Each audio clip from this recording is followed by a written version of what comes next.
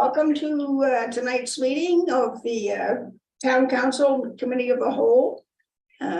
Today's meeting is being streamed live on the Town of Annapolis Rural YouTube channel. To those present in the gallery today, by attending a public meeting of the council, you are consenting to have your image, voice, and comments recorded.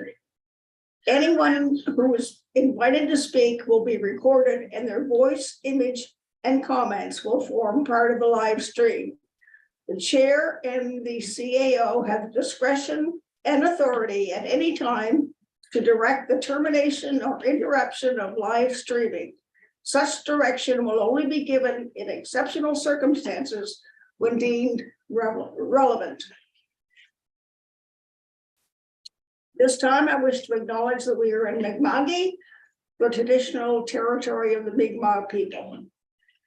All members of council are present. We have no regrets. So, oh, the mayor, sorry, yes. Mayor Emery Boyer is away. So that's why I'm sitting in the chair. I'm going to call the meeting to order and ask if there are any additions to the agenda other than the two that we've already been made aware of in camera.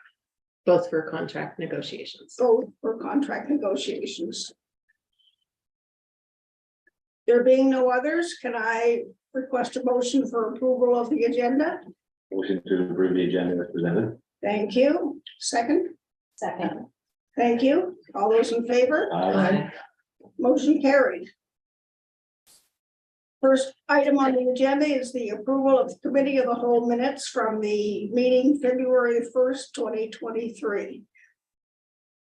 I'll approve those minutes of the meeting of the Committee of the Whole of February the 1st. Thank you. Seconder, please. I'll second. All those in favor? Aye. Motion carried. The Committee of the Whole minutes from February the 1st are approved. Presentations, we have Julia Merritt, who is the new CAO of the Annapolis Valley Regional Library Board. So welcome, Julia. And you have the floor. Thank you very much. If I stand here, is that all right for the Fine, yeah. All right. Thank you very much for having me here this evening. As you know, my name is Julia Merritt. I'm the new CEO for Annapolis Valley Regional Library. And, Welcome to Nova Scotia. thank you very much. I'm already finding a warm welcome here and a very excellent organization to be working with. So a little bit about me and my background. I've been working for libraries in Ontario for about 20 years now, starting as a page and an assistant branch supervisor in Wellington County Library. And I've worked in Pickering Public Library in the GTA. And then I started working as a CEO in North Perth Public Library, which is another rural county and small town. And most recently, I've spent the last 9 years as CEO of Stratford Public Library, where we made pretty major transformations in growing the quality of the service and the ability of the library to support its community.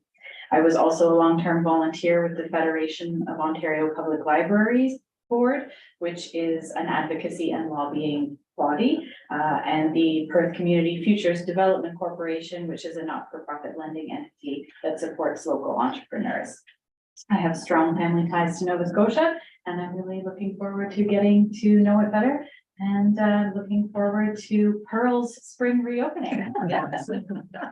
You're acclimatized. The next slide, please. Is there a way for me to move the slide? Sorry, yes. Oh, thank you. So just a quick overview and update on library services. I'm happy to report that library usage has rebounded, and we anticipate that the 2022-23 year will be on par or slightly above pre-pandemic usage levels. And the branches that we've refurbished in the last few years are thriving, and people are very much enjoying the opportunity to connect with each other in person in their communities. One example of this connection is the Moving Through project. It was originally a 2-year grant and used the principles of the Truth and Reconciliation Commission's calls to action and the guiding themes of the Nova Scotia Culture Action Plan to incorporate Indigenous ways of knowing and doing to the development of programs library spaces and materials, building relationships between AVRL and the 3 area First Nations communities of Annapolis Valley, Bear River, and Blues Cap, and to strengthen literacy connections for local Indigenous families. I'm pleased to be able to say that at the conclusion of that 2-year grant, that the AVRL board decided to continue funding that staff position for this project on a permanent basis to continue the work towards the goals of this important project. Looking towards the immediate future, I'd like to highlight 2 other important areas of focus. First is that the regional libraries are beginning work to communicate with the province about the updated financial needs of the Nova Scotia Public Libraries, with the goal of having a funding formula in place for when the current formula expires in 2025. And AVRL will also be looking to draft a new strategic plan, taking time to engage the community in consultation and then working to refine its services to meet the evolving needs of our communities. One of the ways we have done that most recently is with the new initiative that we call Same Page. Next slide, please. So Same Page is one of our most recent and certainly one of our biggest initiatives. It's a partnership between all 8 of the regional libraries in Nova Scotia, excluding Halifax, and increases the size of the shared collection to over 1 million items. And for reference, AVRL only owns about 130,000 physical items. So this exponentially increases the depth and breadth of the collection, delivering a higher level of service to all of our residents while being increasingly efficient and effective with the funding that we have. And this project just launched in April of 2022. So while we haven't seen a full year of service, we are currently at an astounding 44% increase in circulation year to date over the 2021-22 period. So we're very excited about continuing this initiative and the impact that it has on the community in terms of their access to materials and resources. And so in conclusion, if I could just have the next slide, please. I'd just like to say thank you very much to Annapolis Royal as one of our funding municipalities. I'm very much looking forward to working with you all in the future, and I'm happy to take any questions that you have and answer them to the best of my ability after week 6 on the job. Thank you, Julia. That's a very good presentation and welcome to the province. And I'm looking forward to working with you as I'm the council rep on the Valley Regional Board and onward and upward. Any questions from council? No, sound good. I just had a question. I was wondering how your hotspot lender card is working, or whatever it's called. So in terms of the back end, or just how it works for the public? How it works for the public, and if there's much intake in the Annapolis Royal branch, and Yeah, so, if you know, like. so we have 20 hotspots. They're funded through a grant. It's a 1-year pilot through Access Nova Scotia, I think is the right name of the organization. And they are a 1-month loan period. They are on a wait list, so you have to put your name on hold as though it were a book. And then it comes to whichever location you would like it to be picked up at, and then you have unlimited Wi-Fi usage for 4 weeks. After that, if it's late, then the Wi-Fi gets turned off. So it will automatically stop working after that point. And yes, we had, I think, over 100 holds placed in the first 24-48 hours. So it's very busy. I couldn't speak to exactly how many have come through Annapolis Royal yet, but they're pretty hot little items. So they don't ever live anywhere. They just sort of circle around and go to the next person. Very interesting. Definitely. Really cool program. Yeah, definitely meeting a need for Rural Nova Scotia. rural Yeah. Nova Scotia. Thank you. Great presentation, thank you. Just a question about the bequested funds that were supposedly directed to our Annapolis Royal branch. Do you have an update on that? I don't have that. Okay. It's worth a try. Okay. They are. Week 7 and 8. Yes. Week 7 and 8, I'll figure that one. Okay. Thank you. Okay, thank you very much, Julia. It's very informative and as I said before, welcome. We look Yes. forward to working with you. Thank you so much. Friends of the Annapolis Pool Society. Yay. Information noises. Welcome, we're here, we arrived. Which doesn't matter where I stand here. You're fine. Okay, well, everyone, I'm Amy. I am the relatively newly appointed executive director for the Friends of Annapolis Pool Society. I believe you all know Kate, who's our board secretary, and yeah, I'm taking over from this man too, who I just met in person right here. I'm Danny Six, so I got my CPO as well, and so I'll take over the pool chemicals and all that, so Dan can focus on all the many millions of things we do. A different kind of liquid. Anyway, so we just came here to present, we first of all wanted to thank you guys for your support. So obviously the town of Annapolis owns the pool, and you help insure the pool, and you fund us, with some of our funding. And so we wanted to first and foremost, thank you for that, because we had a really successful 2022. If we can go to the next slide, that would be awesome. So we want to just walk you quickly through a day in the life of 2022 at the pool. So we started our days with lane swims. They ran for about an hour. They ended up getting so popular that we had to go into slow, medium, and fast lanes so people stopped colliding. We had 412 people visit for lane swims over the course of the summer, which is pretty incredible. An example of someone who came to lane swimming is a person named Sigrid. Hopefully I'm saying her name right. Anyway, so Sigrid is a local woman here who happens to have an amputated leg, and she used the pool for lane swims because she could move freely in the water. Obviously with buoyancy, it's a lot easier, and it made it so she could move pain-free. She also got that social time, so this is the kind of people that we're connecting to by offering these services, right?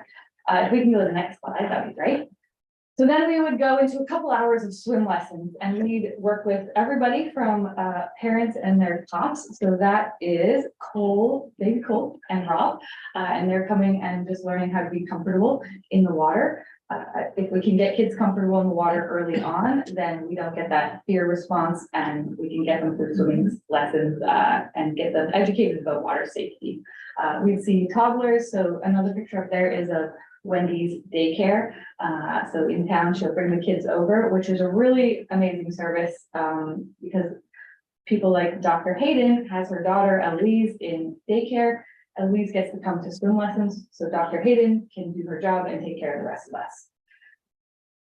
We can go to the next slide, and we continue with all kinds of other use. We ended up, sorry, just back on the swim lessons for a second. We ended up doing 195 sessions of swim lessons over the course of the summer, which was 160% increase over the previous year. And they were completely free for all families. We Yeah. received a huge grant from the Annapolis West Health Foundation, and that covered all costs for families. So Yeah, there was no difficulty for families to get access. exactly. And there was a wait list as well, I think, We right? had a wait list, yes. We still have people that went unserviced because it was so popular. Yeah. So then we introduced a new program, Aquafit, which we've seen at other pools. For instance, in the Fundy YMCA used to run this, but I don't know if you've ever met Aquafit people, but they are a wild bunch. It's typically seniors. It's a mix of men and women, and they just go and exercise and do a whole lot of chin wagging and teasing everybody while they're in the pool. So Mary Stevenson is in the back there in an orange shirt in that photo, and she is a local gal who lives in Cornwallis. So I guess local is not quite local, but not right in the town, but she's in the area, and she is retired and is always looking for things to keep her active and engaged. She likes to socialize, and so that's a lot of what ends up happening at Aquafit. Other people try it too, but it ends up being a social place for people to come and get connected. We can go to the next slide. Another program we introduced here is the swim club. So if anybody knows John Lowe, he's a teacher in the area. He teaches at the elementary schools predominantly. I think right now he's working at Champlain and Clark Rutherford. But he decided that we needed a swim club, so he started one. It ended up being, again, so popular that we had to go from just Tuesday afternoons to Tuesday and Thursdays. we had 63 people signed up for swim club. Mhm. And I think it was split between youth and adults. Is that right? splitting them.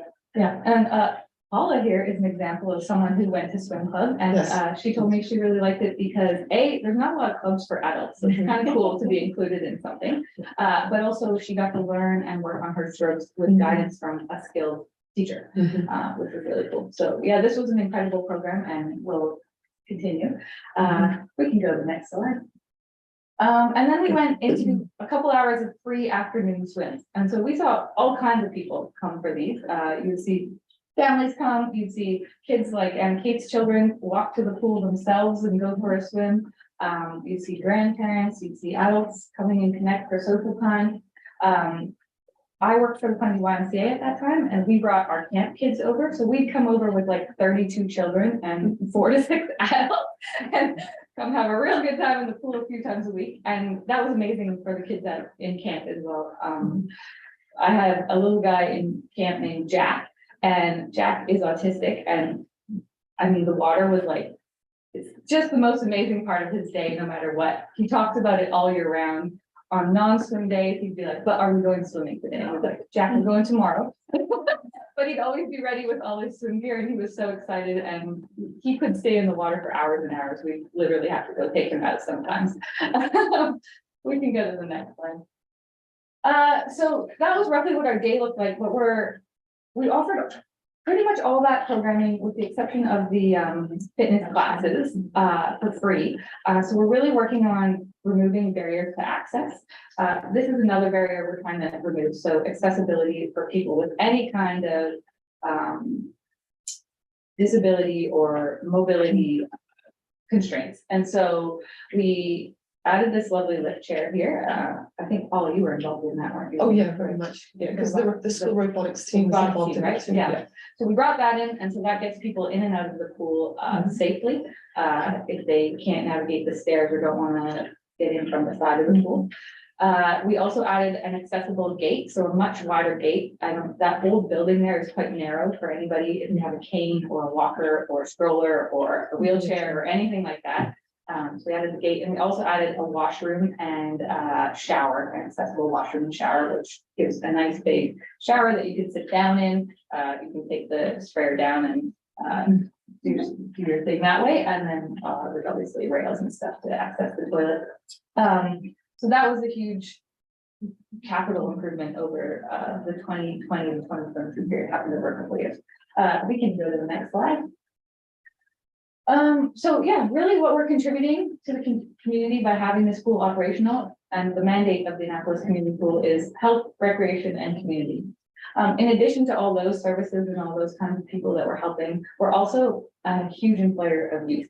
And so I know Ben has worked there and Nelson has worked there. The other of your children have worked there.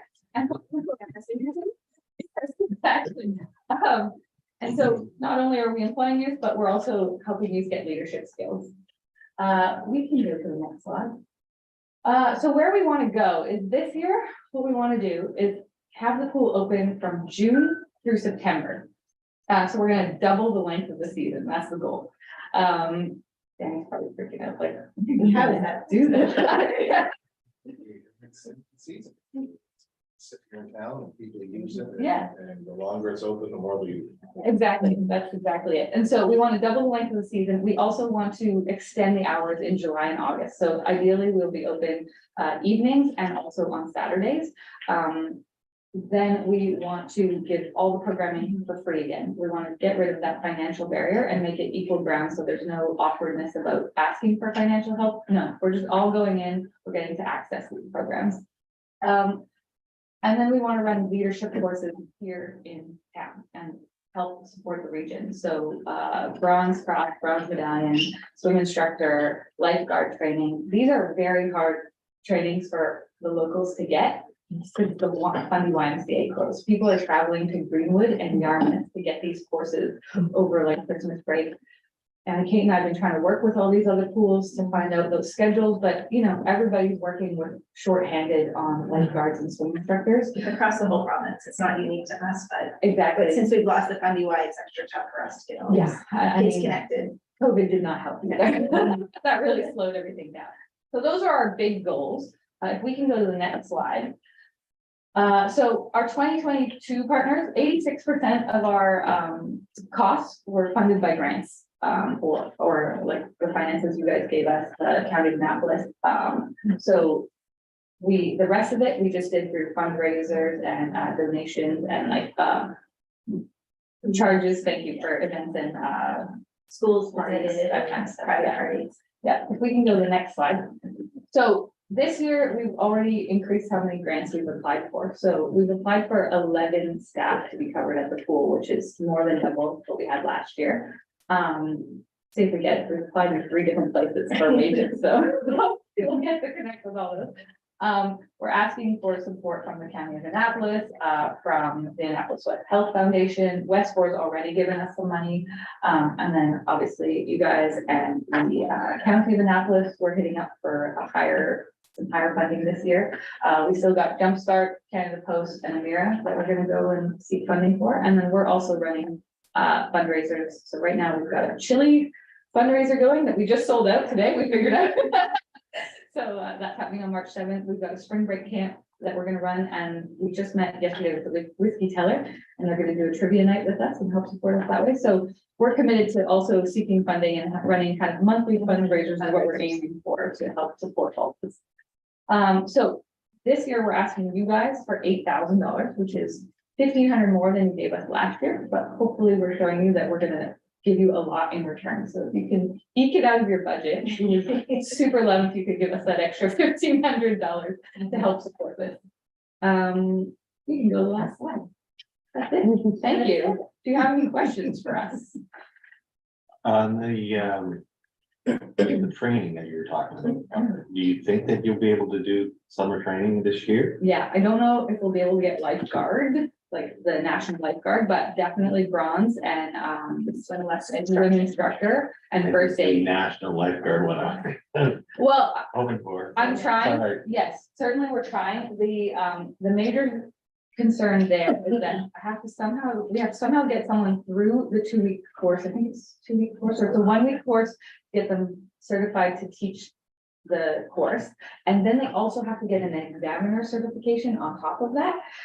So it's a scheduling challenge. So maybe by the end of the summer, I'll have someone ready, and then we can potentially run some courses in September even.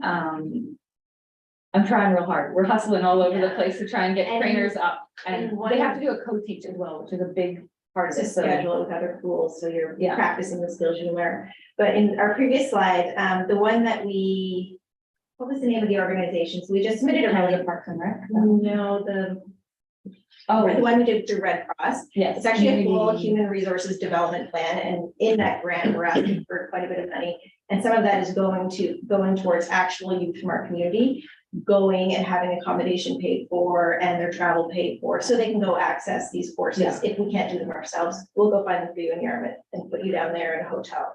Or we'll find them for you in Greenwood, or even Canada Game Center or somewhere else in the province, because we need to get all of our kids to get all these credentials. And then hopefully when we're set, we can get some of them to be trained to train more kids. Yeah, there's the trainers and then train the trainers. So there's different levels, but we're working towards creating a legacy and succession plan. Yeah, Yeah. well, Rowan went and did one in Greenwood, to get Yes, the, all the way up You said through. it's bronze. And I mean, he got his, Nationals, he's yeah. got Oh, a he got his nationals too. Yeah. Okay. But the Georgia got a bronze, but because of her age, she couldn't get the nationals. Yeah. And they say they're offering them, but we haven't found any yet, so There's one I don't coming wanna up go- in Yarmouth, but Yeah. that's a long That's ways, right? Yeah. Exactly. 40-hour course. Yeah, exactly. It's a full. Multiple weekends. Yeah. And driving all And that way. evenings, and yeah, it's They very. were trying to look at one in Greenwood over the March break, but we haven't seen a post yet. We were on a meeting on Monday with the Greenwood Pool and a whole bunch of other pools in the area, and it doesn't look like they're gonna Good have offer. anything for March break, I don't think. Don't think they're gonna have it ready. We'll let you know if we find out. But yes, this is. The Yarmouth, yeah. the Yarmouth one is a real challenge. We It have, is, yeah. I would say we have a dozen kids in different places along the queue. Some just had their bronze star, which is the last level that we can teach. They're waiting to get the bronze combo course. And then we have other kids who have the bronze combo and they're waiting for national lifeguard. It's Yeah. a very complicated track that even I kind of lose track of, but Yeah. we're hoping to help kids all along and to get what they need. So eventually you're gonna be able to heavily train. Yeah. To be able to offer That's that. the goal. So That's the goal. this So we year, just do it if ourselves. at least Yeah. this year we can get someone trained to teach the bronzes and the first aid, because you need Yeah. that combo. And then hopefully we can get that person the next level by next year. If we can't get it this year, Yeah, yeah. we're gonna try, but if we can get it by next year, then we'll try and train in-house. And then it's how do you attract that candidate and retain that candidate to keep training here and coming back here, right? So that's what we're That's great. aiming for. And any parents that are listening, they should really understand that lifeguarding is an amazing skill for their kids to Mhm. have. Yeah. And you can get a grade 11 real high school credit for it, You so can, yeah. it's worth it in many ways. And something that seems cool to me always is that Nova Scotia does a lifeguard swap with Australia. So if you want to hear about abroad where you can get paid to go lifeguard, that would be a pretty cool swap. Fine. I've lived Well, in my Australia. kids, that little, I'm sure that'll be up now. Yeah, okay, I didn't know that. We're excited about it. I was just wondering about September. I think it's awesome if you can extend it, but June and September, most students that run the pool or are there, they're off to university and stuff, Right, so so- how you gonna? We're targeting older community members. Nice. We have a couple that are interested, and so we talked with Life Saving Nova Scotia. They were on a call with us. There's some, if you're a talented swimmer and you can get through the physical requirements, they can kind of bump you along without having to do a lot of the coursework. Mhm. You just have to be tested. So Yeah. there's some Yeah. fast tracking for athletes. A and mature student, Students yeah. or educators. The university kids are home by May. Yes. and Oh, June The is front their- end's no problem. It's the back end. September. Yeah. Challenge, so we're gonna hustle and Yeah, find people. I was already. September might be a modified program where it's us teaching courses in the pool. Mhm. Or it's us just having lane swim for adults where you don't need quite as many lifeguards as it was Right. with open swim where you Yeah. have 90 kids running around. Yeah, So, yeah, but with modifications and And I scheduling and. think a couple of the lifeguards are high school students, so depending on when their spares are and what their Right. schedule looks like, but we're also Or trying to after. recruit people who maybe aren't in the plan to go to university this year Mhm. and will have that extra month to spend on that. Yeah. Yeah, if we can get someone who's a trainer, or who wants to go through that training path, then maybe we can get them to partner with us and run courses at other pools, and we'll just kind of hop them around and help them support getting people. There's also possibility that we could run a program. There's something called Life Saving Sport, which is an international, Olympic Committee recognized sport. And so it's another way to sort of get people interested, help kids get grants and scholarships because it's sport, and sort of put them on that life-saving track. We could go run that other different places as well. So there's a lot of things we could do that we're thinking of. It's just getting the funding and then finding the right candidates who want to do that Carry it through. for a while. is there anything you do with the school in September? Yeah, so June and September, the schools are just really looking forward to doing the Swim to Survive program. Mhm. So my children, because of COVID and Fundy YMCA closing, they did not complete Swim to Survive, which I think is a grade 4 level. Grade 3, 4 level 3 hours. program that schools come and do in pools, and it teaches you just the basics of. How to roll into the water, how to tread water, and how to swim, I think 50 meters. So you gotta So, do 2 laps. Schools are looking for these Basics courses. of survival. And Life Saving Nova Scotia will sponsor the whole thing. They'll pay for your lifeguard time, your pool time, your instructors and Nice. everything. Wow. So, yeah, if we get open in June, we know that we can provide that service for Yeah, sure. right before. September, we're not sure, but yeah, Mhm. definitely in June, we've got schools. We're aiming. Yeah. There's big goals here. Class trips, which is awesome. Mhm. So Champlain sent 3 or 4 grades over and seeing what they're holding a level, just kind of circle through. Nice. Yeah, which is really fun. Yeah, so that And partnership with the schools is great, but you've Yeah. partnered with the town's recreation department as well, haven't you? Yes, so especially with the tennis camp and other sports camps, it just was sort of a combo pack that tennis camp would run their tennis and then they would come over for an hour or something right after. So it's a good partnership with the town. And any organizations that want to partner with, we're always game to come up with more things. We had a good meeting with Nancy from Rec at the county this week too, and she's keen to partner with us and do some of this stuff to recruit guards and help feed the succession plan as well. Get into the schools and educate the youth about what these programs are and how to get them. Because if we can create the excitement and run enough courses, then it's a much more sustainable plan and it's a more sustainable employment opportunity for whoever's going to teach those courses, right? Yeah. Teaching a course once a quarter is good for some people, but not good for someone who's looking for more stable. So last year there was 6,000 individual visits to the pool over a Yes. 2-month period. You're right. Do you have a projection of what you think it's going to be this year? It's a good question. Because that's a huge number. I wouldn't say double it because we wouldn't be able to offer the same hours necessary in open swim, but maybe bump it by With the evening, 30 to Saturday. 40% maybe. Yeah, That's a huge number. yeah, it's That's a great. maybe get up to, 8,000, 9,000. visits. yeah, yeah. Jeez. It's awesome, which is pretty cool for a outdoor pool in a small town, right? But that's Yeah. a pretty amazing service. Yeah. Yeah. And families are happy to be there. I mean, over the past few years, we've invested in umbrellas, more seating, you know, people can stay for hours. They don't just kind of. Is splash pad working? Splash pad's working. Last year we started a canteen, so the kids are running around with freezies and Okay, right. drinks, Oh, God. too much later. I do coffee by the pool for parents waiting for swim lessons, so Yeah. there's always room to. try things. Yeah. Huge improvements. Yeah, it's fun too. Yeah, fun it's a to- very cool vibe, like it creates a lot of, it's a hub, right, for the community to hang out in fact. Much like the academy is a hub. Yeah. Well, Okay, thank you, Great. thank you very Excellent. much. Sorry, we talked too long. That's great. Lots of good information you provided with Yeah, us. we'll get you in. Yes. Any other questions from council members? No, just thank you. No, just thanks. This is awesome. Thank you. Okay, thank you Thanks a lot. very We'll much. sneak out. Yeah, we'll check it out. That was great. Public input. Do we have any public input? What really, so, on that front, stick to the name. So Thanks, convenient. man.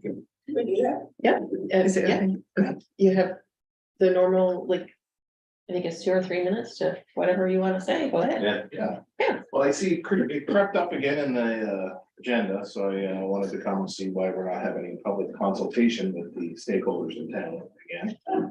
We're just gonna end up at the same point. You're gonna fill the room with angry people and we're not gonna be any further ahead. So I think the public needs to know what the goals are with this bylaw update. What problems we're trying to solve and how do we all work together to get to a common solution? I think that's all everyone's asking for. But just to kind of sneak it through the system and not consult the stakeholders here in town. We don't sneak any. Oh, I think there's a lot of sneaking sometimes. It's all opinion based, right? Okay. Yeah, so, you know, without consultation with stakeholders here in town who are keeping the town alive. Without businesses here, people aren't gonna live here. Without things to do, people aren't gonna live here. Without whiskey tellers to go to, without the wine bar. That all adds value to the residents of this community. So I don't think we've had a problem in the past with noise. So why are we trying to fix something that's not really broken? Well, I think you'll find later in the agenda that council has taken into consideration the comments and suggestions that were made at the last time that this was on the agenda. And some changes have been made to the proposed bylaw, so I think you'll probably be happy with that. There's some things, maybe, you know, statutory holidays, who decides what a statutory holiday is? Why are we gonna shut things down at 7 o'clock on Sunday or, sorry, on a statutory holiday? What's the difference? Not statutory for everybody. I have lots of staff that work, you know, every day of the year. You know, our pharmacy only closes 2 days a year. You know, so what is a statutory holiday? Why are we gonna separate that? And why is it okay to have fireworks and public parades and stuff, and we're not allowed to have music and make noise? Needs to be some fairness. That's my thing. I'd like to see some public consultation. You're gonna have to educate people to get this through. Because they're gonna come here and fill the place and screw, I'll guarantee it. Okay, Thanks, Danny. thank you for your input. Anything anybody on council would like to add before we proceed with the rest of the agenda? No, just thanks for your input. Much appreciated. And we're going to be talking about it on the agenda. Yeah. Later on. Okay. Do you want to bring that up now? Be a great time to make this agenda. Well, are you referring to the orderly and peaceful conduct? Yeah, tab 6, do we want to rejigger the agenda, so we talk about tab 6 next? Council in agreement with that? I'm fine with that. Yeah. Okay, we'll go to tab 6.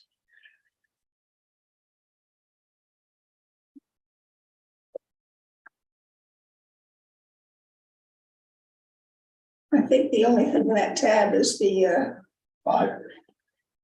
bylaw, is that correct? Well, no, there's No, the he's requisition, It's the yep, the request for RFP. decision is in there, so it outlines the changes that were made. Due to council's input. We're starting the process all over again, so the process is to have the first reading. And then go to the public for the public hearing, and then have second reading and pass the bylaw. So because there was changes made to the previous edition, we had to start the process all over again. Okay. So we met with council, staff met with council last week to get direction to find out where council wanted to go with the bylaw. We have made the changes that were suggested from council to input. So the updates that staff have done is remove the decibel level from the daytime hours, updated the quiet time until 11 p.m. Because what was the quiet time before? 9, Okay. 10, 9, 9:30. 30, 9:30, it's 9:30, and it's 9:30 in the current one, yeah. So it was updated until 11. Updated the exception section. We removed the loitering definition because we already have a current loitering bylaw, so that was just taken out altogether. And staff, the request for the public hearing would be on April 19th, if first reading is approved today, April 15th, next. I think. Yeah. So, and in the package, which is public, the bylaw, the draft bylaw has been there with everything highlighted with the changes. So number 2, it says under staff reviews as a change from 9:30 to 11. Which is what I'm hearing here, but under section 3Q, unreasonable reads 7 a.m. to 10 p.m.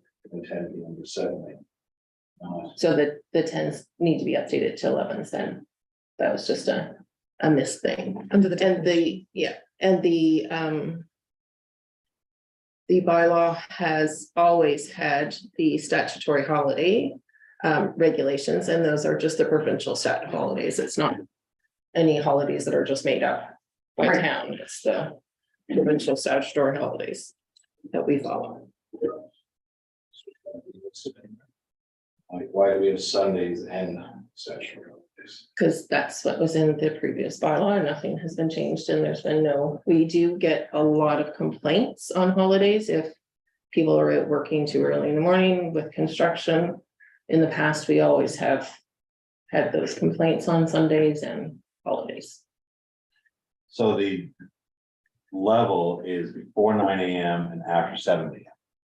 Is that where it's kicking, but between 9 a.m. and 7 p.m. That's the holidays and the Yeah, Sundays, Sundays. yeah, Before 9 a.m. and after 7 p.m. That comes into play. yeah. So we should update it to say, because above it has 11 p.m. to 7 a.m. So we should really say from 7 p.m. to 9 a.m. So they're consistent with the. Yeah, that's not a very big change. Yeah. So you're saying, suggesting from 7 p.m. to 9 a.m. is 55 decibels Yes, so on that's Sundays and stat holidays. correct. You don't want to mow your lawn. Okay, No, that's Yeah. Before 9 a.m. and after 7 p.m. Yeah. This comes into play. So between 9 and 7. There isn't a limit. Correct. right. So right now, in this bylaw, there is no limit. From 7 a.m. to 11 p.m. Right. No decibel limit, it's Right. on the officer's discretion. Discretion. And then the quiet hour starts at 11 p.m. and goes to 7 a.m. on the morning. Right. And on the holidays, it would go from, 9 to 7. you're right, I think that's an improvement on what we had. Would it before. not be clearer to put that in both spots, though, like up Yeah. above have on Sundays and statutory holidays. Before, or like from 9 to 7, it falls underneath this noise level, Yep, we could do that. just to make it clearer. Yep, if the, Because if it the reads table's better. not clear, then we can definitely change And then it. on down below, from 7 PM to 9 AM. It falls under the nightly one. I think that would Clear it up. clear it up a little better. That's not a big change. Well, it's still going to the public, so the public's gonna respond, but, Do you know what 55 decibels is? oh, I know. Can I speak? Yes, Paul. Okay, so I didn't know Danny was going to be here today, so I've just written up a couple of my thoughts that were quite the same there. So I've got real concerns about the proposed introduction of the 55 decibel level, especially since we did hear from many residents and business owners who are against it. And I think, you know, we strive to be a vibrant town and a tourist destination, but I'm worried that this noise bylaw proposal will have damaging results if it's approved. And there hasn't been consultation with business owners or the farmers market. I feel that it's important to see the bigger picture. This proposed change is too restrictive. For example, we're talking right now about Sundays and stat holidays, and I'm concerned about the 55 decibels after 7 PM. This will affect music on patios of businesses. What about music at the O? So no, it doesn't come in effect Effect. until 11 PM. You just said 7 PM No. on Sundays and stat holidays. Right, Right, so that means there'll But- be no music on patios on Sunday evenings. no, so it's the point of reception. It's not, it's the pubs or wherever has the music playing, the amphitheater has the music playing, Right, right? If the person is up the street in front of the drugstore, sitting on a bench and complains that the music is too loud, the officer goes to the point of reception, mhm. takes out the decibel label and says it's over 55. Then they would go to the music wherever it is and ask them to turn it down. You're gonna sit on the public benches in front of the O now, and it's all well over 55 and they're complaining. But are they gonna complain? They're sitting there listening to the music. They're not gonna I'm not complain. there to listen to music, I'm there to walk my dog and I was tired, so I had to see. I don't like the music, so. But then that's also the officer's discretion. So the officer's discretion is the one that takes into the complaint goes to the officer. The officer says, there's music playing here. It's part of their business. It's part of what they do. You know, you can move along the walkway and sit at the next bench. You can do whatever. The officer has full discretion to do what they want. Okay, thank you. I understand we live in a mixed use town. We have commercial and residential zones together. There is lots of places where there would be music playing with a residential home right next door to it. There's a residential home right next door to the O. Mhm. So if we bring in a 55 decibel level limit after 7 PM on a Sunday or a stat holiday, it shuts down music, doesn't it? Turns Because- it down, not shuts it down. There's a difference. You can't have an event at 55 decibels. We're probably over 55 decibels. Right now. Here. But as soon as you get multiple people talking on a patio, it's above 55 decibels. But who's gonna complain about a bunch of people talking on a patio? Sorry, can I just see what the other councillors want to say about this? I appreciate your feedback, I really Yeah. do, but I just want to hear from the other councillors. Well, I was, is the only bone of contention the 55 decibel? Is that it? Because really that's, in my eyes, other than us increasing extending the quiet, or I guess shortening the quiet time, because we are extending it later, that appears to be the only thing that's holding us back. Am I right? Because we still have the bylaw in place, right? We're still on the original one. We are. So if we want to walk away and not change it, we could keep the old one. That would be 9:30. It has to get quiet, no decibel checks, discretion of the police. Or have this one, take out the decibel reader and have the police do the discretion. It would update it for hours, because I would prefer it to be the 11 o'clock Mhm. quiet hour. And then it's up to the police officer to decide if it is an official complaint. When he is there, he would deal with it, and that be that. That's where I'm at. Cause I think, and I've said enough, because it's your turn. Well, this is the thing, and this is why, when we have the public outcry, the noise bylaw is there. It's there. Complaints come in, but the problem that we were hearing was there was no guidance to say what the police officer can look at as a response to it. Right? It's up at the time, everybody can make an opinion on what the noise is. It's loud to me, it's not loud to you. I like the idea of having some sort of guidance in there so that the officer can go in and say, well, this is not over the limit. I don't have to go to the next level. If you do have to go to the next level, then they have to make a decision and say, okay, it's above this level. Take it to the source and say, look, can we accommodate this? Or no, it's part of your operations. That's up to the officer at the time. Okay. They came back to us, the staff came back to us and said, this is the issue with the existing bylaw. And of course, there's all sorts of little things, like it being 9:30, not 11 o'clock, Didn't even know it. you know, so, you know. Is 55 what it should be? You Well, need, it's like, to me, it's like a speed zone. Right? There's, if you're 5 over it. It's up, you're over, but it's at the discretion of the officer to say, well, I'm not gonna pursue that, or there's a reason for it, or they take a look at it. We have it all the way through town. We have it everywhere you go in this province. And, well, just 1 second. yeah. And then you get the situation where we're always talking about the person having the complaint, being able to complain. But if I was being complained against, I want to know what my limits are. So right now, up until 11 o'clock, it's at the discretion of the officers in there, and there is no limit for sound, according to this new one. And then after hours, if there was a complaint coming in at 11:30 or at 9 o'clock on the Sunday, you can say, yeah, you're over your limit. And I can say, no, I'm not. And at least I'd have an idea. I have a right to say I'm in not violation, or I am in violation.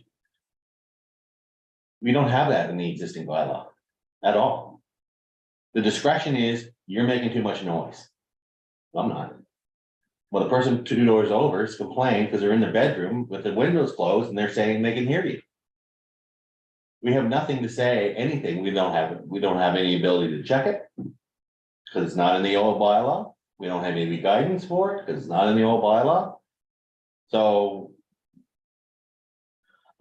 As somebody making the noise, I would like to know that I have where I've stood in that, but that doesn't seem to be the case. Everybody's concerned that.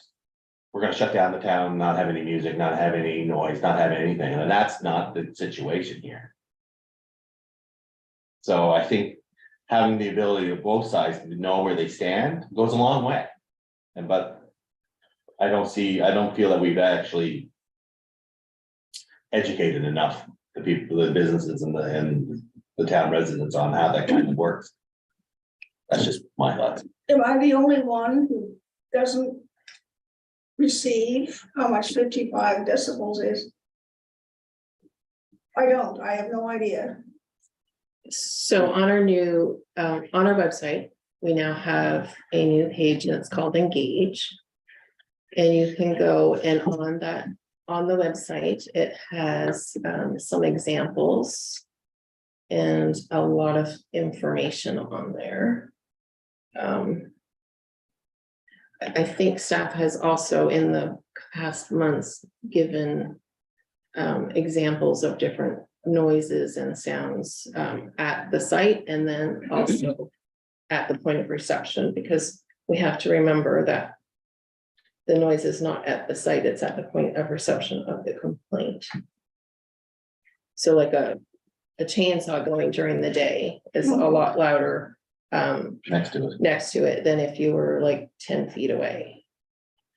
A dishwasher runs under 55 decibels. Commercial or residential? Residential.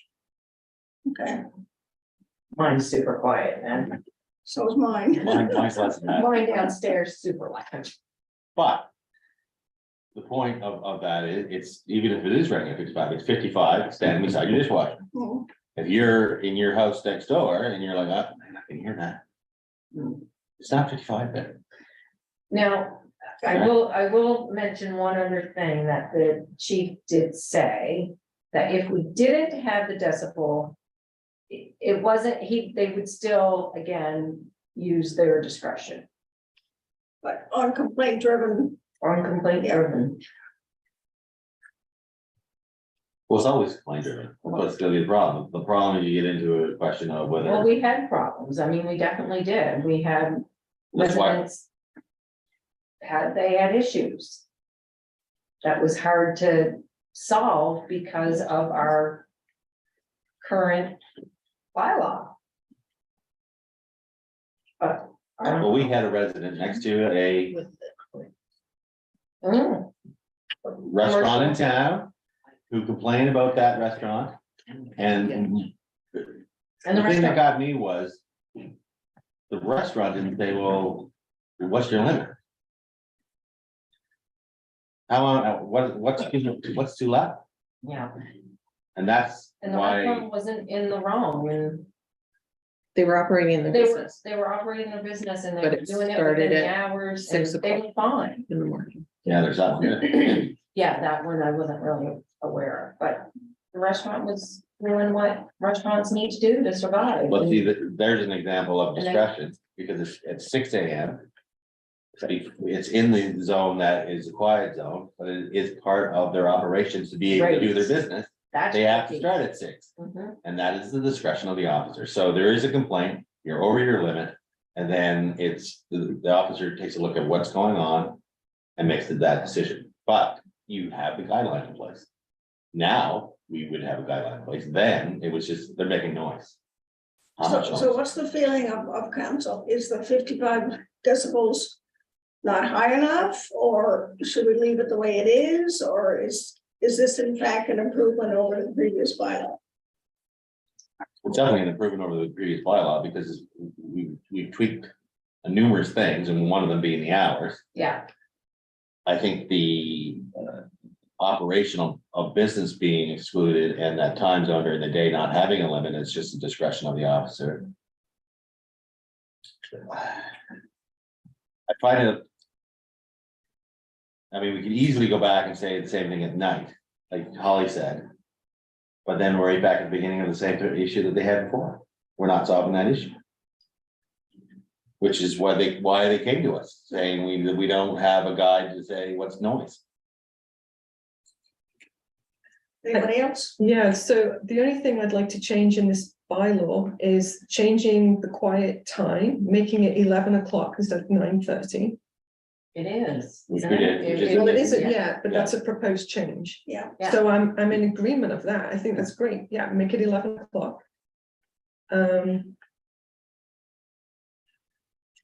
Definitely get rid of the 55 decibels. That's what I suggest. I don't think we need a decibel level, which is just discretion of the officer on duty. And there's also the begging component. I'd like to see that removed from the bylaw, because I think it criminalizes poverty. And it would seem that the town could handle begging if it did occur, and I'm not aware if it's ever occurred since I've lived It has. here. is that not It has. sort of undercover? But it shouldn't be criminalized. It It's not should be dealt criminalizing it, with. it's dealt with under a Right, different but bylaw it's- altogether. But it's in this bylaw. It has to be in here to give the officers the definition and the reason to act on it. Couldn't they act on it as just public mischief in their own That's ways? why you have on the last page of the bylaw, it also talks about public mischief. And I think it's Schedule A, if I remember correctly. Or maybe it's listed now as unruly behavior. Because it has to be listed. It's not an array. It's not in there. Number 6, Schedule A, number 6, unruly behavior. Okay. That's pretty large. Yes. That's what it has to be to, yeah. That's what Chief King has Okay. put in there, yeah. Well, if our chief requires it to be in this bylaw, then I guess he has the final say on that. I was just concerned about criminalizing poverty through begging in this bylaw. I don't think an infraction on, it's not criminalization of anything. It just, bylaws are there to allow the enforcement of a rule. Right, Just because you break the rule, you're not criminalized. If you break a noise bylaw, you're not criminalized. It's just that there has to be something to guide our bylaw or officers or our police in this case on how to deal with a breaking of the rule. right. But an offence and penalty of begging would be a fine of $200. That doesn't make any sense. The begging in the first place. I think we find this- You say that, and then you go and say, okay, Danny doesn't shovel his entryway out of the sidewalk, he can be fined up to $1,000. And that's in our snow removal bylaw. Is he criminalized? Or am I, the same thing with my business, right? So there are infractions, and then there are fines for them, but I don't classify any of that as criminalization. There's a criminal code for that. This is not a criminal code. And to be fair, our officers are very reasonable. Mhm, yes, they are. This isn't like Okay, we're giving them full throttle to just go start, you know. Ticketing. the other thing I've noticed that was removed is the payment in lieu of prosecution. That was taken out of the original bylaw from 2009 to the one that's proposed now. Yes, council asked us to go through the SOC process. Okay, That's why it's changed. okay. Direction from council. Okay. Any other comments? Well, I guess we go back to the decibel thing. Yeah, it's I think that's the sticking point and So if you, I'm, okay. sorry, if No. you look at the Nova Scotia Environment and Climate Change existing guidelines for environmental noise measurements and assessments, on one of those tabs that we have shared many times with you. And who, or whatever. So Ontario, overnight, the decibel limit is 40. Quebec, it's 40, Alberta, it's 40. I'm not sure who WHO is. World Health Organization. Yeah, Okay, they are at 45. Nova Scotia is 55, and the World Organization, Health Organization, daytime is 55. wow. So this is just from that website that Yeah. Nova Scotia's is overnight decibel is suggesting 55. So that's where staff got the number. It's Mhm. not like we just pull these things from the air. We do research and put stuff together and present it. So And with it's council's decision. that as a guideline, that's what a police officer, if, for example, we didn't have the decibel reader and he had multiple complaints at one particular spot. And is that what a police officer would then refer to, what the Nova Scotia, decibel reader is? Well, they're the same. Well, yeah, I know, but if we don't have it in They go there, to our bylaw. it That's- would go to our bylaw Yeah. and then it would be up to their discretion, but then would they say, oh, I wonder what it is, like, But we were saying they do that in the day, yeah, right? I So, was happy to remove it for. the so if day. you're doing it for the day, then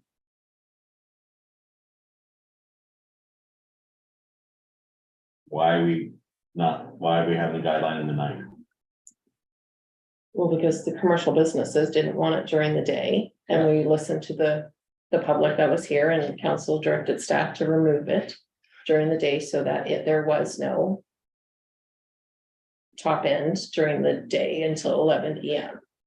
And then to protect the residents Within a in night? the evenings, in the residential zones and throughout town, the number was decided to stay in. And this starts at 11. 11 PM to 7 AM. Yeah. Unless it's Sunday or a stat holiday. You brought up a valid point with Sundays too. 7 PM seems a little early. Considering There's lots of Sunday events and a lot of operational businesses that have restaurants that have outside seating and stuff that, you know, go, At 7 AM in the morning? no, 7 p.m. at night. Oh, sorry. It's 7 it starts at 7 p.m. on a Sunday or Sat. Yeah. You can go downtown, you know, you can go to Cafe Comzé on the waterfront. And you're eating dinner at 7 p.m. on a Sunday. And definitely on a holiday as well. Yeah, I never really thought about it, but. so that's kind of, Plus we have fireworks, they're noisy. After, and that's definitely after 7. But they're in exemptions, aren't they? They're in the, Well, they're not, Anything that's town related is. No, no, acceptable. no, those were all changed. The exemptions were all changed to include everything for everybody. Mhm. Nothing, no difference. so we have to put in a request for when we do the fireworks. No, so fireworks for anybody are exempt. Because they're a short period of time. Yeah, It's not like a long, yeah. Yeah, makes sense. 20 minutes, half an hour. so could we change it and just get rid of the Sunday and the holidays and just every evening at 11? Start the decibel counting, It's your bylaw. okay, I like that. right? And that's fair. No one's going to bed before, you know what I mean, like settling down. There are people that work shift work, that sleep during the day. Well, And this that's unfortunate because then we don't have anything to read that. Right, because we've already said that we're not gonna have a decibel reader, so why don't we just keep it a same playing field and have it just at 11 o'clock, 7 days a week? 11 p.m. to 7 a.m. No, 7 a.m. to 11 p.m. yes. Yeah, Same as the other, all the rest. yeah, So the quiet time is 11 p.m. to 7 a.m. yeah, and then that gives the officer some guidelines when he looks at the bylaw and says, okay, it's 55 at 11 and I will just at point of reception. reception, not Which is right there. right inside of a restaurant or bar. I will say, though, that we have in the past, we get a number of complaints on construction that starts early on Sundays and holidays. Now, construction people only have a certain amount of time to work, so if you're fine with, you know, allowing them to start earlier on those days, then that's fine, but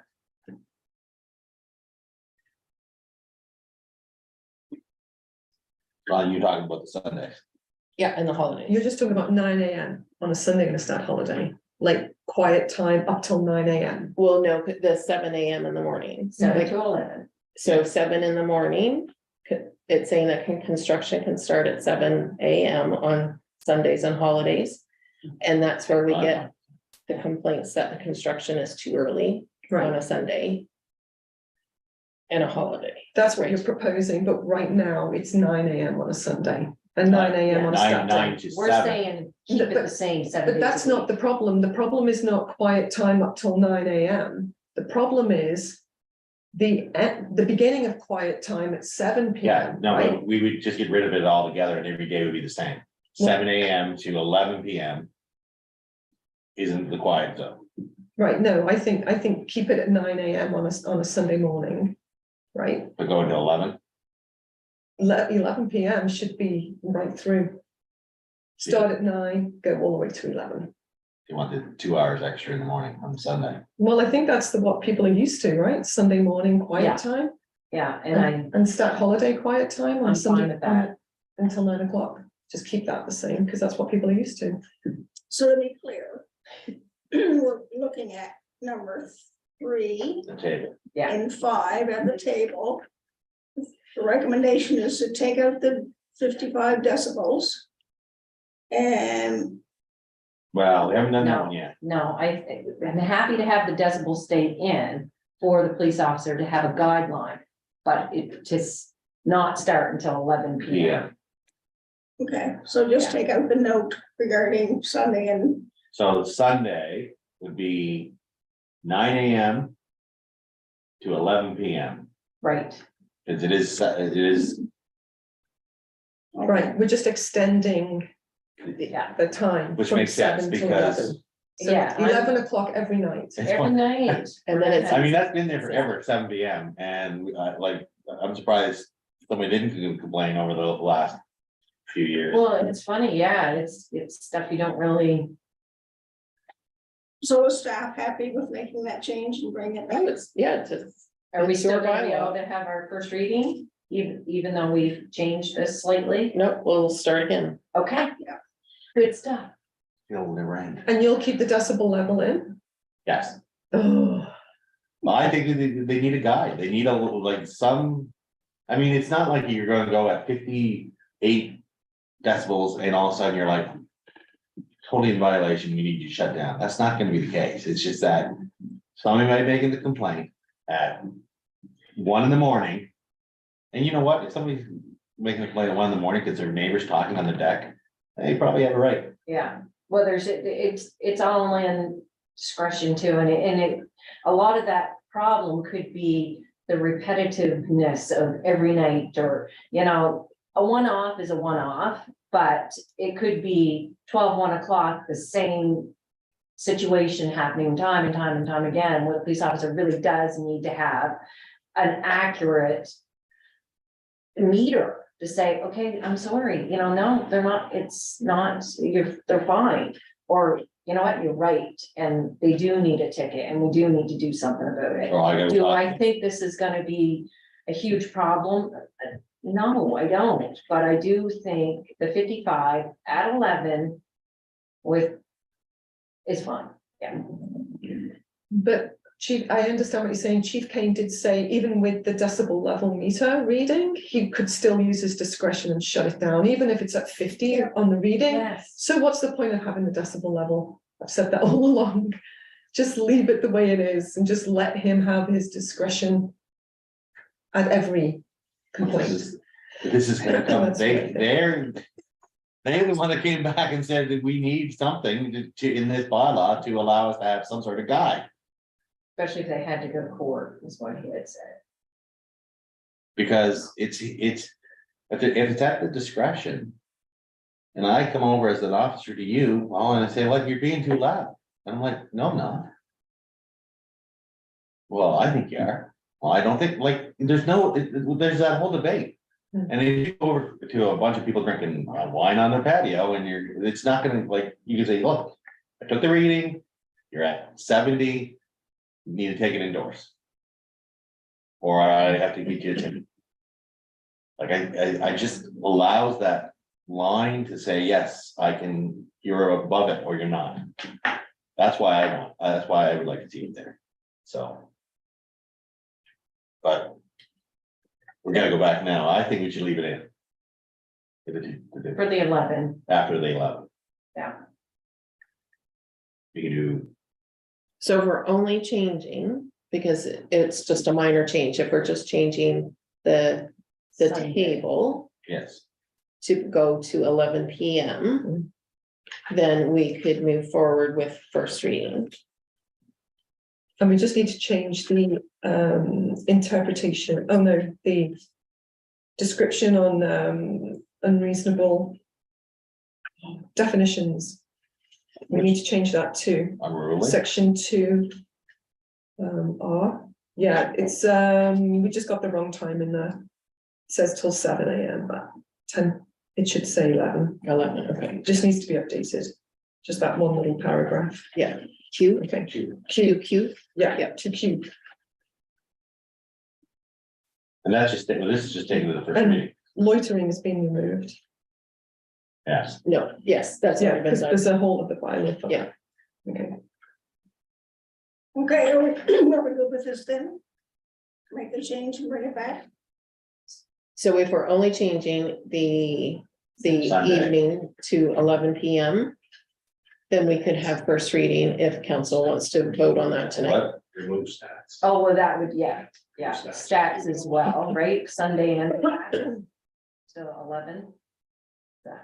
Yeah, Yeah. it would be. just That updating would the go time. from 9 a.m. to, Sunday and start 9 a.m. Yeah, Okay. so if that's the change, then we have a motion, a draft motion for first reading.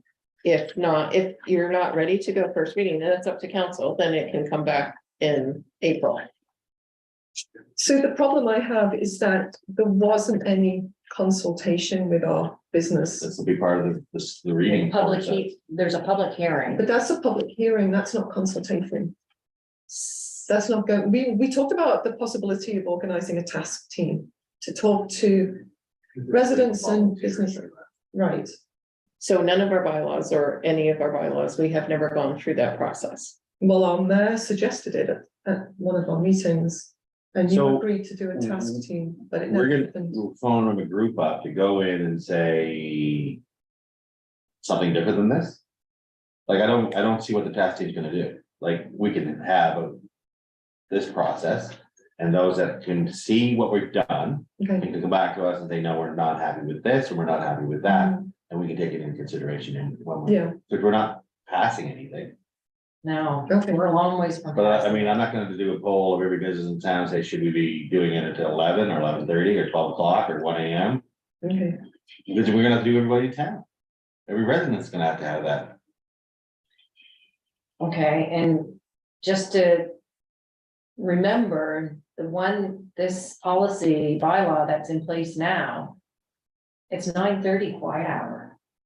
Right now, Yeah, so again, we could walk away from this, keep the old policy, but then it is 9:30. So we either have to decide if we're gonna try and get this through, and then if there are issues, they'll come and give us other suggestions at the public hearing, because maybe we've missed something, but as it stands right now, and I wasn't aware of it, because I gotta admit, I hadn't read, years ago, I did not know it was 9:30. I just always assumed it was 11. 11. Yeah. 10, Yeah, at least 10, but I just like never really thought about Well, it. we had the representative from the Legion that said, we've always done shut our windows at 11. Yeah. I'm like, well, you shouldn't be shutting them at 10 o'clock. 9:30 apparently. So are we ready to have a motion, or an amended motion? Excuse me. Yeah, I can read that council recommends the first reading to the orderly and peaceful bylaw dated March 15th, 2023. With the updated. Change to Sunday. Changes to this, to the quiet hour on Sunday and statutory till 11 PM. Not starting at 9 AM to 11 PM. I'll second that. Okay, there was a motion on the floor. Any further discussion before I call for the vote? All those in favor of the motion as read by Councillor Sanford, please say aye. Aye. Contrary minded, no, one nay registered. Motion is carried. So then we take the first reading and then we go from there. Yeah, and if there's other things that pop up, it's a detailed bylaw. so then there's another motion there. I move that council set the date for the public hearing and second reading as April 19th, 2023. Second that. Any discussion? So this adjusted thing is now going to be posted on our website. Yeah, So so that on our fully- engaged page. Yeah, We'll have the proposed one, we'll get the ad in the paper, we'll do all the advertising and the bylaw will be available on the engaged page and anybody can pick it up at town hall if they want a paper copy of the proposed changes. okay. Okay, a motion is on the floor to set the date for the public hearing and second reading for April 19th, 2023. All those in favor, Aye. contrary minded, no, one nay registered. Motion is carried. Okay, thank you. Thank you. thanks, Danny. Good Thanks, evening. Daddy. Okay, we'll move back to number one under new and unfinished business, request for decision, Canada Helps organization fundraising campaigns, tab 4. So Mayor Boye asked us to look into the Canada Helps organization for fundraising. This is the this is the platform that we used for the fundraising for the town clock and with Peter Davies, and it worked really well for the town. The website, you go on the website, you make your donation, and the receipt goes directly to you, and the money is just deposited into the town's bank account. So it's a very smooth process.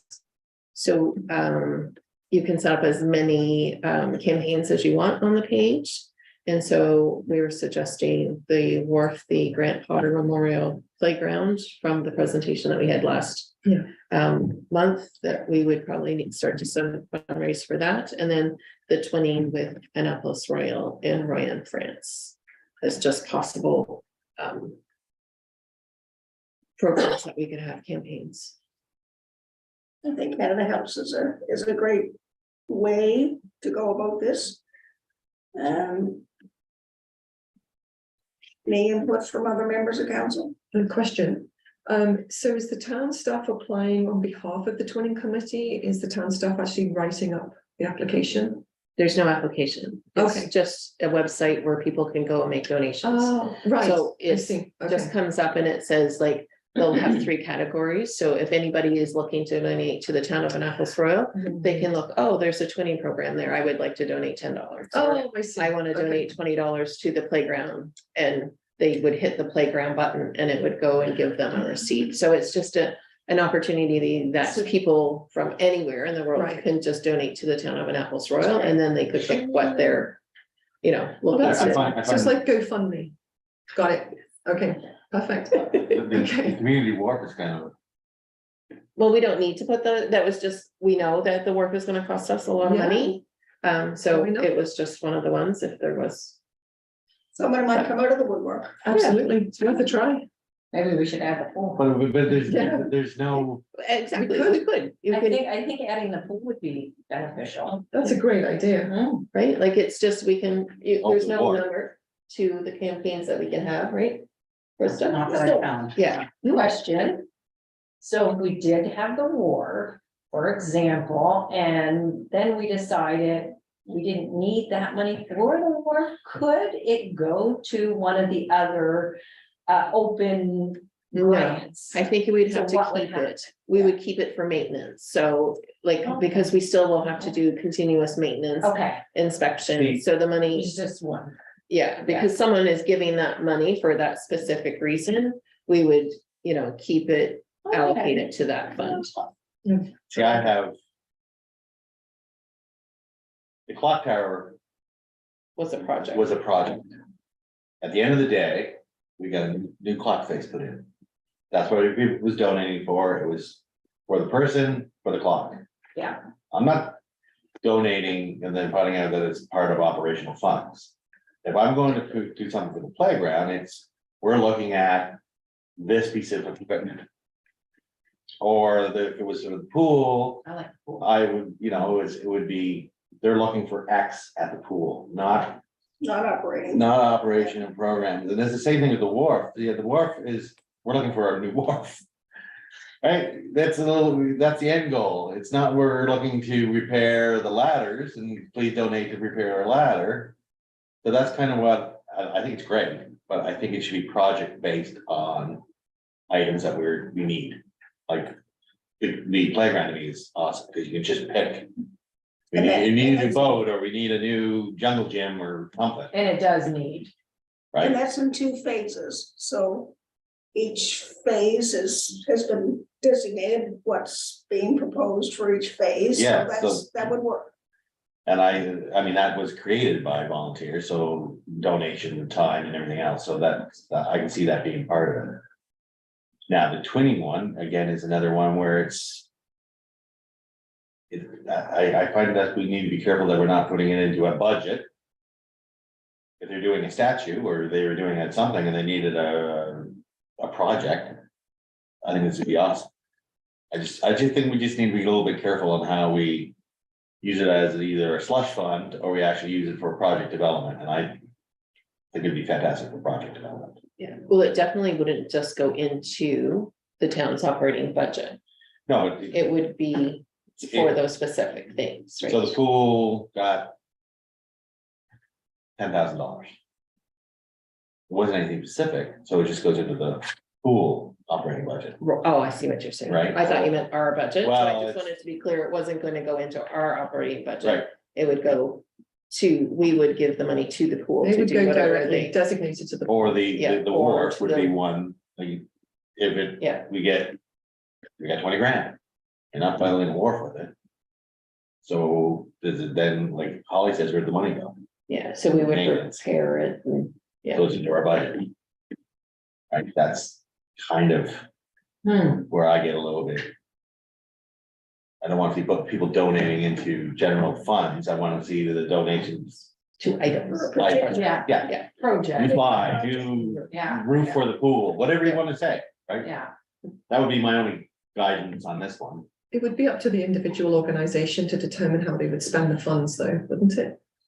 But we Well- could get direction from them. Exactly. They could We be could looking reach for out it. to We the need to pool ask the and organization. say, are you working, Project. what's your next project that you're working on? We could put it on Canada Helps and, Yeah, so it has to go through the town to get on this website, no, they could probably do it themselves? do it themselves. It doesn't have to If be a they municipal, are, a non-for-profit, yeah, they have to have Registered. registered charity yeah, status. or nonprofit. Municipals, not-for-profits. I can't remember if it was registered charity or not, but, I mean, yeah, so they may or may not be able to, if they don't have a registration number to. So if they aren't registered, they'd have to go through the town, but you kind of want to make sure that it's project based. the thing, I understand what you're saying. The thing is though, a lot of the non-for-profits, organizational costs is the biggest overhead. And the pool, it costs $75,000 just to run that pool for 2 months. So that's chemicals, electricity, staffing, that's operational. And that's not a capital project, that's just operating the pool. So, for example, good idea if the pool did jump on here and be a recipient of that funding, they could possibly want to put it in operational, and then they would have to determine that. We just have to reach out to us. Well, it's up to them if they did it, but I mean. You're trying to be honest with what you're putting up on a website, saying, we're looking for donations. Hmm. Like, It's gonna be for what? Yeah, because people might be like, well, community wharf, what's your plan? You must have some sort of plan for the wharf. And really, right now, we don't, other than it would go to any maintenance and stuff. But I think if we were planning something special, well, I think if it's associated with us, like, the pool can do the pool thing. But if it's through us or we're associated with the town, then I think it should be kind of project based. Yeah. If an organization wants to do this and then get on there and say. Operational, whatever. That's their choice. yeah, I think we have to be a little clear on our choices, that's all. That's just me, like, for sure. And I think the playground is definitely, a good We can point. just start with that one, let's just start with that one. because we do have a plan that was submitted and We that know was, we know it needs major repairs. Yeah. And safety for the kids and adults or anyone using it is, yeah, that's definitely important. So are you looking for us to approve this or this just a, yeah. Yeah, it's I a want, motion. I want I council think- to, Yeah, well, I think we should do one for the playground. yeah, okay, there's a draft motion right here. You wanna read it? Yeah. And you go ahead. I think all three is. No, I mean, okay, so you Yeah. recommend the council the approval of the creation of Canada also or fundraising campaigns. I'm gonna say Grant Potter Memorial Playground Mhm. to, well, I'll second. do you want me to add the other ones in? Oh, did we just wanna start with? I think we're trying to rebuild the wharf. I think we need assistance with that if possible. But we can always add that one later, like once, if we decide, because we don't really know the direction, right? Like, once maybe we have a plan of Okay. what the new work will look like, we could add it later, like on there, like. Yeah, And then the public could see exactly what we're trying to do, if that's the direction that it Yeah. goes with, or like these are things we can, at any time. correct, yeah. So let's just start with the one. mhm. With the playground. Did the Right. twinning committee approach you? To be Mayor added? Boyer was the one that brought this forward with the 20, yeah. Oh, But do they have a project that they're putting in, or is it just funding? Well, Not they've that I'm got aware of, they've got the big thing. They do coming up have next that year. big event This year, coming, this year. yeah, so I mean, we can remove and. As well as add, is what I mean, we can take, so after they're done with their visit, and hopefully a little bit of money kind of floats their way to help. Then we could take it down. Okay, I'm happy to have the community twinning added as well. So the grant. But that's an event, it's not a project, so just be sure that that's how you wanna proceed. Right. forward. So it's an event, but it's, So then you do like Natal Day, yeah, and you do all these events on them? It gets tricky, it gets tricky. I mean, Canada Day, We have no control over their budget, I mean, they've come to town for an ask. I think this is just a recommendation to council. By the time we get to council, we may have been able to be more specific about the community wharf project and the twinning. And be more specific to have the wording ready to go onto the Whatever the wish website. of council. So maybe we should just keep the motion as it is, because it's just a recommendation at this point. I think I seconded it. I didn't read it that. He didn't. Read it that He way, was only, yeah. so, cause So let's just drop that motion. And we'll start fresh. okay. Cause I don't think I can vote for the community wharf to be put in that. The way it is, cause we don't have that. To me, it's, we don't have a plan, we don't have a project, we have an issue. We know we have a big issue with it, but I don't see how we could put that up and say, donate $10 towards the wharf. I think we also have a wharf committee, so maybe before council, we could chat with them and We've got an engineering study that's been done with a cost estimate, that's all we've got. Yeah.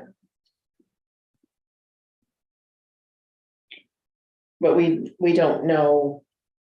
If that's how we're moving forward by no. rebuilding it to that extent, we don't know if we're just going to reinforce the outside, we don't know, we don't really have a clear direction. Mhm. That's the problem. On the wharf, we do know, though, that something needs to be done.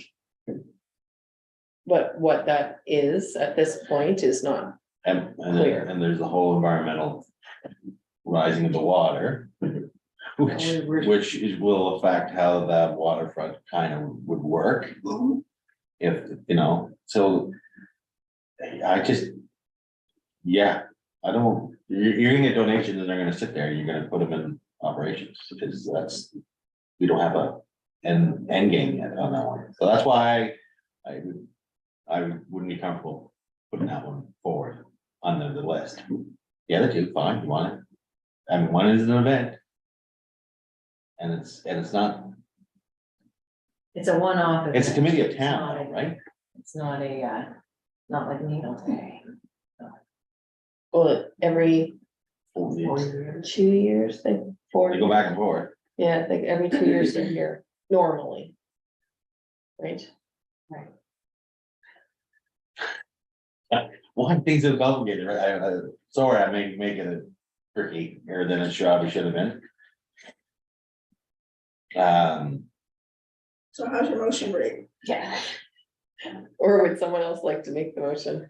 I will recommend to council the approval of the creation of Canada Helps Organization fundraising campaigns. To be determined. I don't know, it's just, Should we put the pool in there too? well, I mean, like, God. We got the gym, Should we we got the gym in there, The gardens? oh.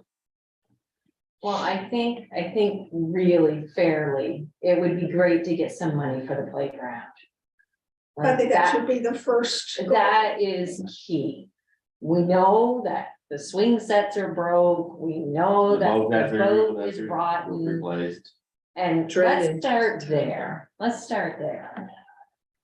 And just take it, you know. See how it goes? Yeah, To recommend the council the approval of the creation of the Canadian Health Organization fundraising campaign. Grant for the Grant Potter Memorial Playground, I'm gonna say. Period. period. We have a seconder. Any further discussion? No, All those in favor of the motion as stated, motion carried. Okay, Hallelujah.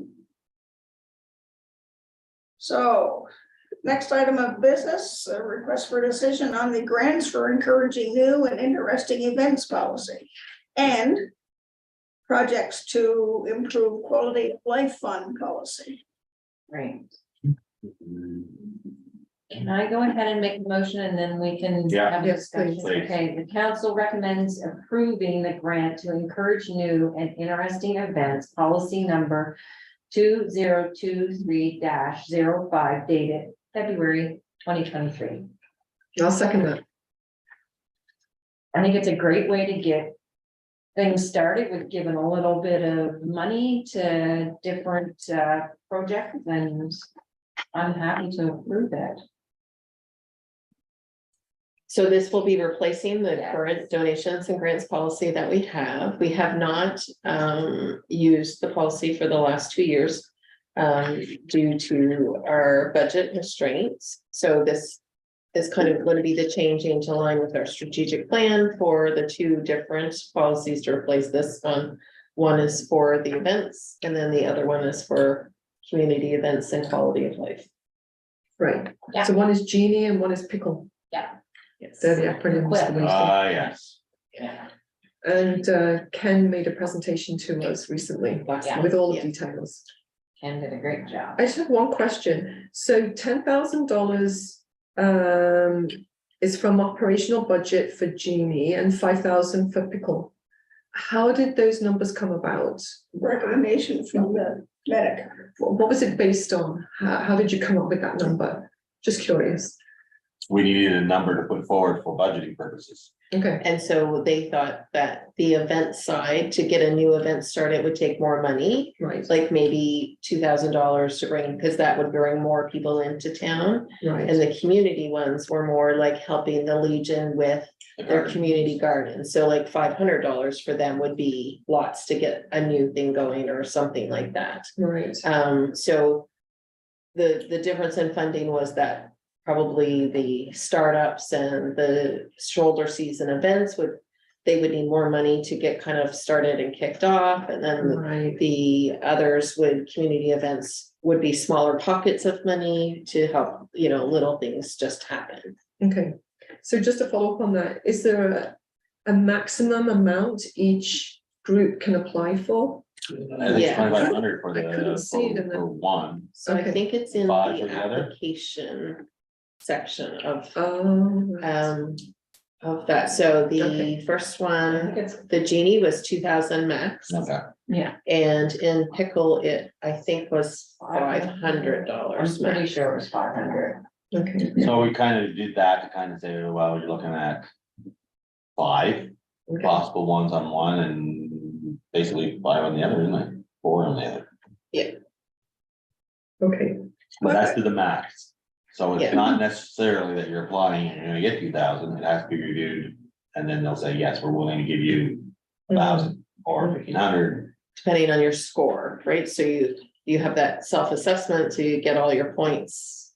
And then it's, okay, but that the actual amounts, the 10K and the 5K would be done through the budget process, and council would decide yeah, during budget how much money would be allocated for the one program and how much would be allocated for Pickle. Okay. So it would be council's decision, maybe council with the budget that we have coming forward, we haven't balanced it yet, we're Mm. quite a bit over. So maybe Pickle will only get 4,000 and Jeannie will only get 6,000 or something. Those would be council's decision at budget time. Sure.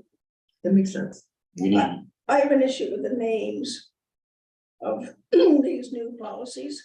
I think that the town's gonna be very conscious, careful and conscious of putting it out to the public, that, because they're so used to grants and donations, that we need to let them know why it's being changed to this.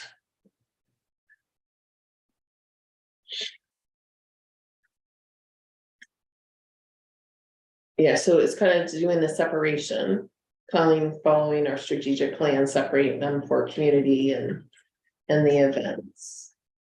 And most of the grants, some of the grants that were done through the grants and donation, the current policy was just being used for operational cost and not really. and there was a discussion with regards to stressing the shoulder seasons and trying to develop new things in that period. Yeah. I mean, we really don't need a new event in August. We need a new event in October, right? So I think that was, when that was brought up, I thought that was a very good thought process that we are. You'll score better going out in those shoulders Yeah. seasons, but that's where we would like to see. Medic discussed it and would like to see more emphasis. Now, you could have something in June and it could turn out that gets funding, but Yeah. we were trying to expand that, and I think. In the past. There was a lot of. There was a lot of money given away as out of the funding, and I don't think we had a real emphasis on where.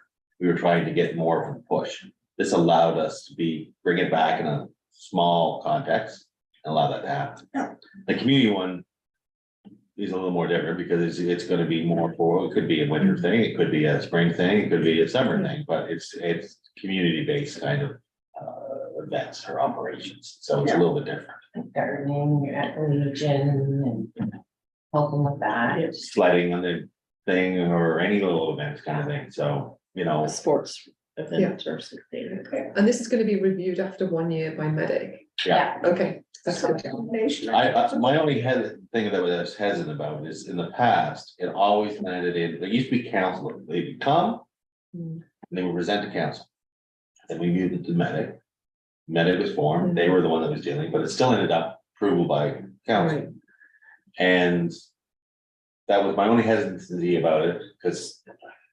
Micromanaged crap to death, but it was like, when push comes to shove, the decision of this is gonna be at our feet. Yeah. So those that get funded and those that didn't get funded will always be at our feet.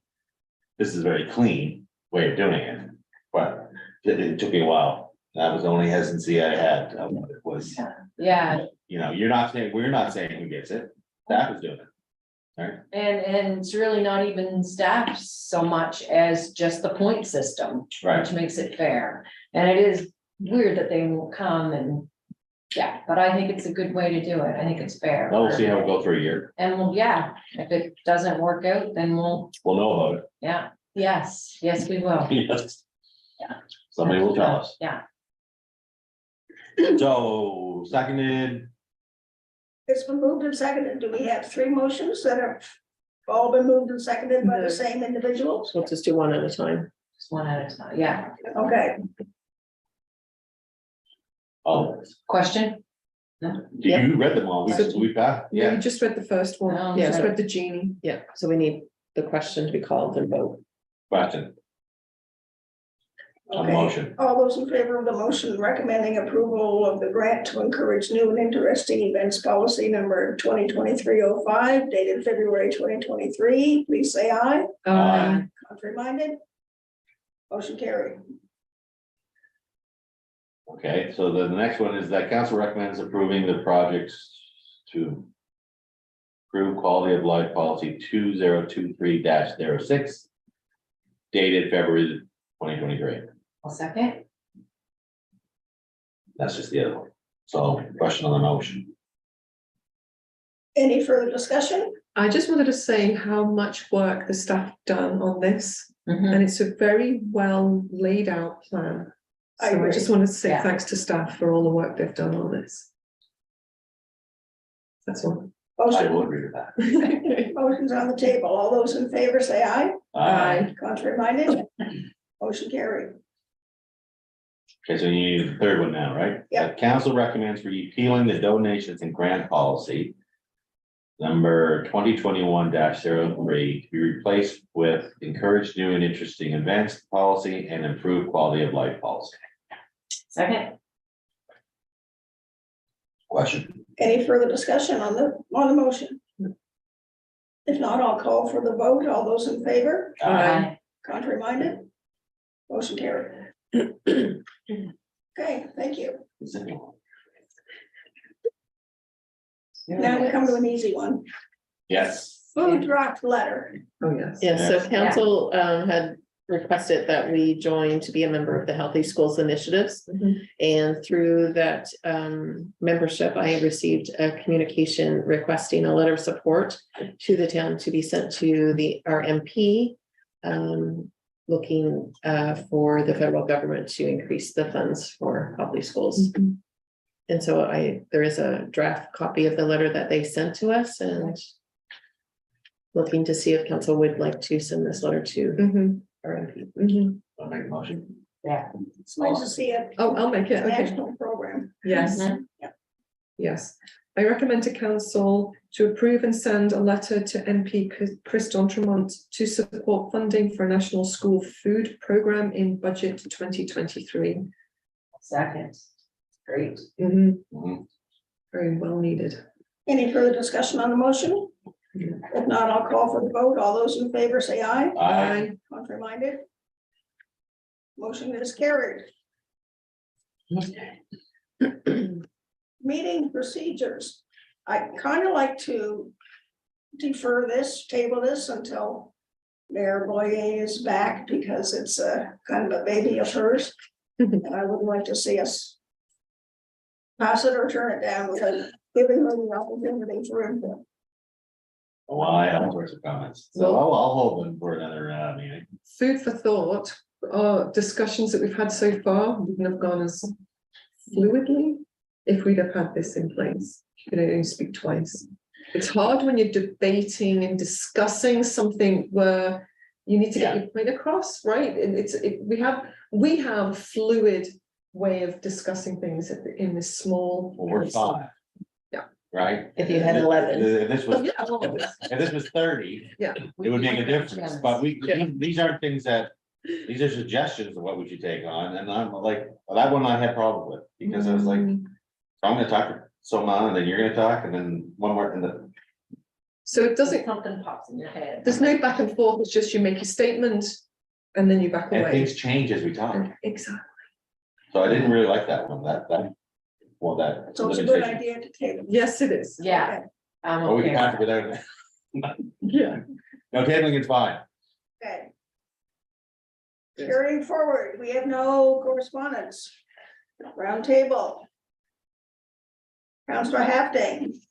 Okay, I enjoyed attending the recent presentation at the King's Theatre hosted by the Twinning Committee. It was fabulous. And a Market Square ice rink update. I just want to share with you the recent update that staff have tried to install the rink last week, but the tanker truck at the fire hall was in for repairs and unavailable to fill the rink with water. And a whopping 17,500 gallons of water is required. And I understand that the rink installation and the water filling must coincide. And staff and volunteers have been at the ready, but because of the recent weather, temperature fluctuations, plus the tanker truck was in the shop, the ice rink hasn't been possible yet. So just an update on that. I saw that. Did Yes, we you- pay for the water? Well, the fire department, it's on their metering system, like because their water is metered that they use. So we just give them a credit on their water bill for the amount of water that's used to fill our rink. Do we get charged for training? No. Oh. They like being a cooperative person, project on the. Part of their volunteer. Yeah, Okay, That's great. Councillor Sandberg. Hi, I don't really have much other than I totally agree with Councillor Hafting that last Wednesday was really interesting. It was a well done little 1 hour, I think, short film and tons of history that I didn't even know, which was very, very cool. And yeah, and hats off to the ones that made that happen, especially Christine for her work. She put a lot of work into it. She did, and I do believe that the lieutenant governor and his lovely wife had a great time. mhm. Patsy, Patsy. She's lovely. Councillor Duncan. I unfortunately set my regrets. I did not make that showing on Wednesday. It's on YouTube. I know that they had sound issues. I got the Yeah. note on it, so I am gonna take a view of it this weekend. Yeah. But other than that, no, it's been quiet. So Yeah. Well, that's for the me. winter is zipping by. I certainly enjoyed the event at Kings as well, and it was a pleasure and a privilege to meet and greet the Lieutenant Governor and his wife. All was good. Should I go on camera? Is that what you're looking? A motion to go on camera, please, Should I go on camera? to discuss Negotiations. and minutes from last month. I'll second that. Okay, we are now in camera. Okay, and we'll just wait a minute with the YouTube. We're not sure No. how we need to long make it sure takes.